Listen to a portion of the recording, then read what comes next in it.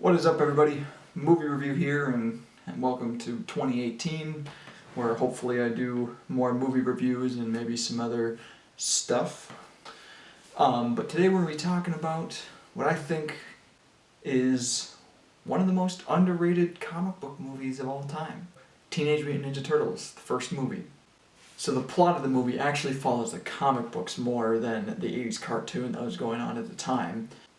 In this movie, there's a huge crime wave and no one really knows, what's going down. Of course, us the viewers, we know it's the foot soldiers. No witness has seen a crime in action, and if they do see it, it's a teenager, it's a young kid, and it's just this huge crime wave that's kind of taking over New York. And a reporter, April O'Neil, of course, classic character, is reporting on this and kind of draws the attention of the Foot Clan.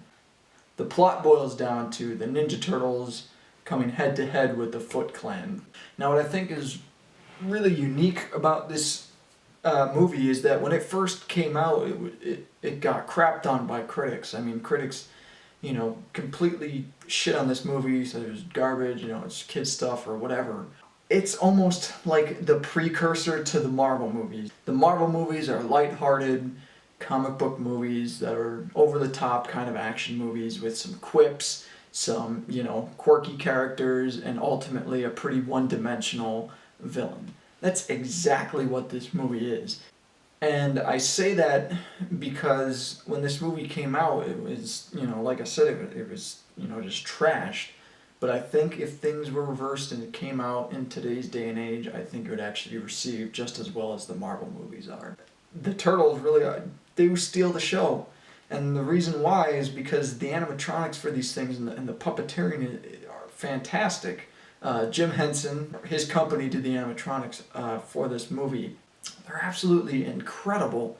It blows my mind every single time I see this movie, just how lifelike these animatronics look. And not just that, but for the actors underneath the suits to be able to perform, fight scenes. The choreography in this movie is actually pretty good. The camera stays pretty wide most parts. It's not cut. You can actually see the action very clear. And for guys working in rubber suits, it actually looks pretty convincing.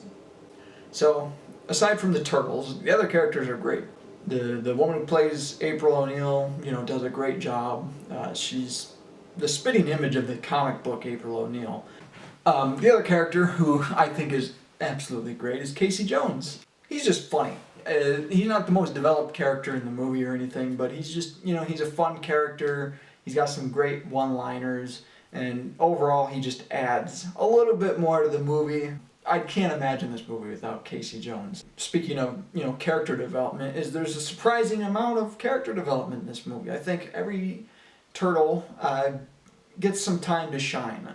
This movie very much centers on Raphael, so Raphael definitely gets the most development of any of the turtles. That's not to say none of the other ones get any either. Leonardo gets plenty of screen time and plenty to do. I would say really the only one that maybe doesn't is Donatello. I feel like with his character, they didn't know what they wanted to do with him. You had Michelangelo, who's like, of course, he's the party dude. He's the fun-loving, wisecracking one. Leonardo's the leader. He's kind of the more stoic one. Raphael's the hothead. And now Donatello, in the comics and the cartoons and stuff, he was the brains. You don't really get to see too much of that. A little bit, he fixes up trucks or whatever, and there's a couple lines here and there that suggest that he's the smartest, but you don't get to really see it as much as in the cartoons and in the comic books. Surprisingly, in this movie, there's some, I think that there's a good message to the overall movie, and I think there's actually some nice, heartfelt, kind of dramatic moments between two puppets. I have tried to channel your anger, Raphael, but more remains. Anger clouds the mind. Turned inward, it is an unconquerable enemy. But as you face it, do not forget them, and do not forget me. I here, my son. Just the overall message of the movie, you know, being family and keeping family close, and I think it succeeds at its message. Obviously, you gotta have some kung fu and you gotta have some butt whooping, but ultimately the message of the movie is family. But other than that, yeah, that's really about it. I just kind of wanted to talk about, you know, the movie and some things I love about it. Like I said, this movie just holds a special place in my heart. You know, like I said, it interested me. It made me interested in filmmaking. It's completely quotable. There's so many quotes in this movie that you can apply to everyday life. And anytime I say a quote and no one understands it, I hurt.